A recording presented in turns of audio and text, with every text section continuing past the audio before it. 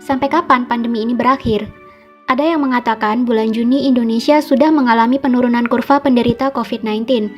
Tapi kemudian data ini diralat lagi. Katanya sampai September baru turun. Mana yang benar? Kita tidak tahu. Kita saat ini dihadapkan pada ketidakpastian. Tidak pasti kapan corona akan berakhir, tidak pasti kapan kita bisa kembali beraktivitas seperti sedia kala. Dan sebagian orang merasa tidak pasti apakah setelah virus berakhir, mereka masih bisa mendapatkan pekerjaan dan penghasilan seperti dahulu kala. Banyak ketidakpastian yang harus kita hadapi. Di satu sisi, coronavirus juga telah merubah banyak hal di kehidupan kita tanpa kita sadari. Coronavirus tidak hanya berdampak pada kesehatan, tapi juga berdampak pada sektor ekonomi dan sosial. Jika kita tak mampu beradaptasi dengan perubahan ini, maka kita akan termasuk ke dalam golongan orang yang merugi dan tertinggal. Kebiasaan-kebiasaan baru ini akan dikenal dengan istilah new normal. Jika kamu ingin tetap bisa bertahan dan selamat dari pandemi ini, sebaiknya persiapkan dirimu untuk beradaptasi dan menjalankan new normal ini. Apa saja yang termasuk dalam prediksi new normal? Yang pertama, kesehatan dan kebersihan akan menjadi komoditas nomor 1. Ketakutan orang-orang akan terserang virus membuat semua orang kini semakin ketat menjaga kesehatan dan kebersihan.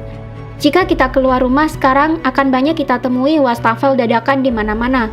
Hand sanitizer menjadi barang yang paling dicari. Orang mengenakan masker kemana-mana. Vitamin dan jamu menjadi barang yang banyak dikonsumsi selain makanan pokok. Sebelum bepergian, orang akan dicek dulu suhu tubuhnya dan tidak akan diizinkan melanjutkan perjalanan jika terindikasi tidak sehat. Tidak menutup kemungkinan ke depan orang akan diwajibkan membawa dokumen kesehatan pribadi saat bepergian. Atau bisa jadi, sistem pelacakan kesehatan di bandara dan terminal transportasi umum lainnya akan menjadi lebih praktis dan lebih mudah. Bisa jadi dengan menanamkan suatu sistem di tubuh manusia untuk memudahkan perekaman medis seseorang. Yang kedua, orang akan makin banyak bekerja online. Online meeting menjadi tren yang terus meningkat selama pandemi. Setelah merasakan praktisnya meeting online, ke depan bisa-bisa orang merasa tidak perlu menyewa kantor lagi untuk tempat karyawan bekerja. Karyawan bisa bekerja dari mana saja, asalkan mereka terus online. Mereka bisa bekerja dari rumah, dari hotel, dari kampung halaman, dari tepi sawah, di pinggir sungai berpemandangan indah, dan masih banyak lagi. Asalkan ada jaringan internet kencang, maka kerja online tidak perlu jadi masalah. Yang ketiga, persewaan kantor akan menurun. Karena karyawan sekarang bisa bekerja dari mana saja, tentunya akan berimbas pada persewaan kantor. Harga sewa kantor yang mahal tentunya menjadi beban bagi pengusaha. Dengan terbiasanya bekerja online, pengusaha bisa mengurangi biaya sewa kantor tanpa mengurangi produktivitas perusahaan. Jika dulu harus menyewa satu ruko untuk sebuah perusahaan, kini pengusaha bisa mengurangi biaya dengan menyewa sebagian kecil bagian dari ruko. Kedepan diprediksi akan semakin menjamur bisnis-bisnis persewaan kantor gabungan, di mana dalam satu ruko atau gedung terdapat beberapa kantor kecil-kecil yang disewakan dengan harga murah. Keempat, akan banyak orang yang di-PHK, dikurangi gajinya, namun di sisi lain, orang bisa meningkatkan penghasilan karena jadi punya waktu untuk menerima job lain. Dengan terbiasanya orang bekerja online, pengusaha pasti akan berpikir untuk melakukan efisiensi. Progres kerja disetorkan secara online, dinilai secara online. Dari sini, pengusaha akan mendapatkan gambaran sektor mana saja di perusahaannya yang tidak efektif dan boros. Jika 3 pekerjaan bisa dikerjakan oleh 1 karyawan sekaligus, maka alih-alih mempekerjakan 3 karyawan bersamaan, pengusaha akan memecat 2 karyawan dan memampatkan pekerjaan dalam 1 karyawan saja. Ini juga akan berimbas pada gaji karyawan. Karena bisa bekerja online dari mana saja, pengusaha jadi bisa memangkas gaji untuk efektivitas. Kelihatannya kejam, tapi di sisi lain, karena orang bebas bekerja dari mana saja dengan jam yang tidak terikat, orang jadi bisa menerima job lain juga.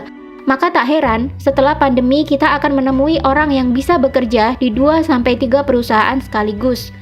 Orang yang bisa memenangkan situasi seperti ini adalah tipe orang yang lincah, mampu beradaptasi dengan cepat terhadap teknologi, dan pintar mengambil peluang. Orang yang malas dan suka mengeluh akan tertinggal di belakang. Mereka mengumpat pengusaha karena telah memecatnya, tapi mereka juga tidak bisa memperbaiki kehidupannya karena tidak mau beradaptasi. Yang kelima, orang akan berburu properti yang murah namun memiliki pemandangan yang bagus. Karena terbiasa bekerja online, tidak perlu ngantor lagi, orang lama-kelamaan akan meninggalkan kota besar yang penuh dengan kemacetan. Mereka mulai memburu rumah-rumah di pinggiran kota atau bahkan di kota yang lebih kecil dengan harga yang lebih murah namun pemandangannya lebih baik daripada di kota besar. Mereka akan menciptakan ruang yang nyaman untuk bekerja sambil menikmati bersihnya udara dan pemandangan yang indah di luar rumah.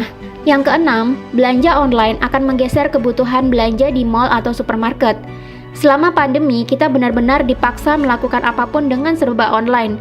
Bahkan beli sayur dan lauk di pasar pun kini sudah bisa dilakukan secara online. Jangan heran, nanti akan muncul semakin banyak toko online dan aplikasi yang menjual beragam kebutuhan manusia. Dan jangan heran jika nanti supermarket dan pasar menjadi tempat mangkalnya kurir dan ojek online. Karena merekalah yang bertugas mengantarkan belanja orang-orang ke rumah. Bisnis online akan sangat menjamur, bahkan pebisnis offline pun akan banyak yang berbondong-bondong memindahkan toko mereka ke dunia online. Pebisnis offline yang tidak mampu mengikuti perubahan ini akan mati secara perlahan-lahan. Yang ketujuh, pariwisata akan mengalami kenaikan drastis, termasuk tren digital nomad. Bosan dikurung berbulan-bulan di rumah membuat sebagian orang berpikir untuk bekerja online lebih keras dan mengumpulkan uang untuk liburan setelah COVID-19 ini berakhir. Jika dulu manusia sering kesal karena sulit liburan akibat jadwal kerja yang padat, akibat pandemi ini mereka jadi bisa bekerja online dari mana saja. Daripada bosan di rumah, akhirnya banyak orang yang menghemat uangnya, bekerja online lebih keras, dan akhirnya pergi dari rumah untuk menghabiskan waktu di hotel-hotel yang nyaman di daerah wisata impian. Mereka bekerja dari hotel siang dan malam. Mereka mencari hotel dengan kecepatan internet yang kencang, hotel budget dengan desain Instagramable akan menjadi buruan. Jika mereka penat, mereka tinggal berjalan-jalan ke lokasi wisata di sekitar hotel tempat mereka tinggal. Jika dulu pariwisata dijejali dengan orang-orang yang butuh liburan dan melepas penat setelah lelah bekerja, setelah pandemi akan banyak orang yang melakukan kerja sekaligus liburan dalam waktu yang bersamaan. Jika dulu tren digital nomad hanya dilakukan oleh milenial-milenial dari negara barat, tak menutup kemungkinan setelah pandemi ini, milenial-milenial Indonesia akan mengalami hal yang serupa. Kedelapan, uang digital akan mengalahkan uang kertas dan uang koin. Sadar bahwa uang kertas dan uang koin menjadi penyebab penularan virus, orang kini mulai beralih ke uang digital. Dompet digital seperti GoPay, Dana, Genius, WeChat Pay, OVO, Link Aja akan menjadi primadona orang-orang untuk melakukan pembayaran. Bahkan ke depan akan ada pengurangan nasabah bank-bank konvensional. Jika dulu satu orang bisa menyimpan uangnya dalam beberapa rekening bank, misalnya rekening BCA untuk keperluan sehari-hari, BRI untuk tabungan, Mandiri untuk dana darurat. Ke depan, bank-bank ini akan ditinggalkan oleh orang-orang. Orang cukup memiliki satu bank saja sebagai tempat cadangan uang, dan mereka mulai membagi pos-pos pengeluaran mereka ke dompet-dompet digital yang tersedia. Dompet digital ini murah, tanpa biaya bulanan seperti bank konvensional, dan memiliki biaya administrasi transaksi yang lebih murah dibandingkan dengan menggunakan bank konvensional. Bank konvensional lama-lama akan menjerit karena kalah jumlah nasabah dengan dompet digital. Yang kesembilan, muncul orang-orang dengan pemikiran baru dan membuat perubahan. Pandemi COVID-19 memaksa banyak orang di dunia untuk berdiam diri di rumah, tanpa melakukan aktivitas di luar, tanpa bepergian. Untuk mengusir rasa bosan, tentunya intensitas membaca dan menonton akan meningkat. Maka tak heran setelah pandemi ini akan muncul orang-orang yang memiliki pikiran luar biasa dan bisa membuat perubahan bagi orang-orang di sekitarnya. Ini karena selama pandemi mereka jadi punya banyak waktu untuk membaca dan mencari informasi, sehingga muncullah orang-orang yang memiliki pemikiran kritis yang sebelumnya tidak pernah kita temui. Intinya adalah pandemi COVID-19 ini menjadi seleksi alam bagi kita semua. Jika kita tak mampu beradaptasi dengan cepat, maka tinggal menunggu waktu saja kita akan menjadi manusia yang tertinggal dan mengalami kerugian. Tapi jika kita menjadi manusia yang tanggap terhadap perubahan dan pintar mengambil peluang, maka kita akan menjadi manusia yang bisa melewati pandemi ini dengan aman, bahkan mendapatkan keberuntungan.